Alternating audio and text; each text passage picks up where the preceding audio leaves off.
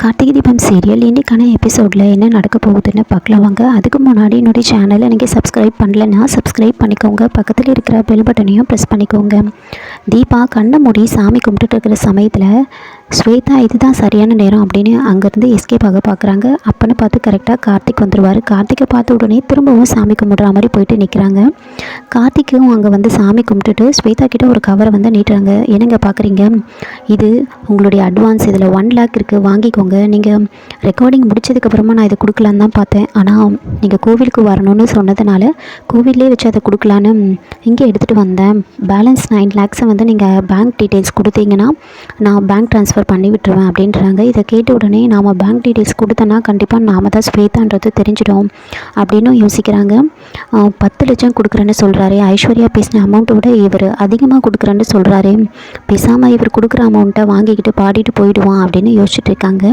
அதுக்கப்புறமா அவங்க 3 பேரும் வந்து ஸ்டூடியோவுக்கு கிளம்புறாங்க.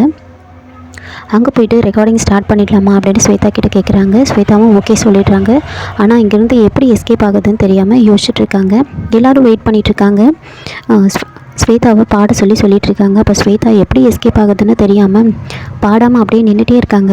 உடனே கார்த்திக் வந்துட்டு ஸ்வேதா கிட்ட போய்ட்டு பேசுகிறாங்க. என்னங்க ரொம்ப நர்வஸாக இருக்கீங்களா, பயப்படாதீங்க, பயப்படாமல் பாடுங்க அப்படின்றாங்க. உடனே ஸ்வேதா வந்துட்டு இல்லை சார், எனக்கு கொஞ்சம் த்ரோட் இன்ஃபெக்ஷன் மாதிரி தெரியுது, என்னால் பாட முடியாது, ரெக்கார்டிங் நாளைக்கு வச்சுக்கலாமா அப்படின்னு கேட்குறாங்க. அப்போ கார்த்திக் வந்துட்டு கொஞ்சம் டென்ஷன் ஆகுறாரு. அப்போ தீபா யோசிக்கிறாங்க, என்ன கார்த்திக் சார் எப்படி ப்ரெஷர் பண்ணுறாளேவா அப்படின்னு யோசிச்சுட்டு இருக்காங்க. அதுக்கப்புறமா ராஜா அங்கே போகிறாரு. என்னம்மா என்னாச்சு அப்படின்னு கேட்குறாங்க. அதுக்கு வந்துட்டு இல்லை சார், கொஞ்சம் த்ரோட் இன்ஃபெக்ஷன் மாதிரி இருக்குது, என்னால் பாட முடியாது அப்படின்றாங்க. அதுக்கு ராஜா வந்துட்டு உனக்கு த்ரோட் இன்ஃபெக்ஷன் மாதிரி இருக்கா, இல்லை உண்மையாகவே அப்படி இருக்கா அப்படின்னு கேட்குறாங்க. அதுக்கு இல்லை த்ரோட் இன்ஃபெக்ஷன் மாதிரி தான் தெரியுது அப்படின்னு சொல்கிறாங்க. அதுக்கு ராஜா வந்துட்டு சரி, கொஞ்சம் வார்ம் வாட்டர் குடித்தா சரியாயிடும், நான் போய்ட்டு எடுத்துகிட்டு வரேன் அப்படின்னு சுடு தண்ணி எடுத்துகிட்டு வந்து கொடுக்குறாங்க. அதை குடிச்சிட்டு அதுக்கப்புறமா ஸ்வேதா யோசிக்கிறாங்க, இதுக்கப்புறமா வேறு வழி கிடையாது, நாம் பாடி தான் ஆகணும், பேசாமல் பாடிட்டு அவர் கொடுக்குற அமௌண்ட்டை வாங்கிக்கிட்டு எங்கேயாவது நார்த் இந்தியா பக்கம் போயிட வேண்டியதுதான் அப்படின்னு பாட ஆரம்பிக்கிறாங்க. அதுக்கப்புறமா எல்லாரும் கேட்குறாங்க. இப்போ ராஜா வந்துட்டு பரவாயில்ல, கார்த்திக் வந்துட்டு சரியான ஆளை தான் செலக்ட் பண்ணியிருக்கான், நல்லா பாடுறாங்க அப்படின்னு சொல்லிட்டு இருக்காங்க. தீபாவும் கார்த்திகை பார்க்குறாங்க. கார்த்திக் சார் ரொம்ப ரசித்து தான் கேட்குறாரு, அவருக்கு டவுட் வரல அப்படின்னு தீபா நினச்சிட்டு இருக்காங்க. கொஞ்ச நேரத்துலேயே கார்த்திக் வந்துட்டு ரெக்கார்டிங் ரூமுக்கு போயிட்டு நிறுத்துங்க அப்படின்னு சொல்கிறாங்க. ரொம்ப கோவமாக கார்த்திக் வந்துட்டு ஸ்வேதா கிட்ட வந்து பேசுகிறாங்க. அப்போ ராஜா வந்துட்டு என்னாச்சு மாப்பிள்ள என்ன அப்படின்னு கேட்குறாங்க.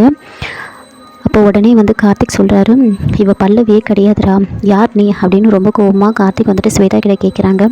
ஒழுங்காக உண்மையை சொல்லு, இது பல்லவி வாய்ஸ் கிடையாது, யார் நீ அப்படின்னு ரொம்ப மிரட்டி கேட்குறாரு. அதுக்கு ஸ்வேதா வந்துட்டு இல்லை சார், நான் பல்லவி தான் அப்படின்னு சொல்கிறாங்க. இங்கே பாரு, என் பொறுமையை ரொம்ப சோதிக்காத, ஒழுங்காக உண்மையை சொல்லிவிடு அப்படின்னு கேட்குறாங்க. அப்போ ராஜா வந்துட்டு என்ன எப்படி மாப்பிள்ள சொல்கிற, நீ பல்லவி இல்லைன்னு எப்படி சொல்கிற நீ அப்படின்றாங்க.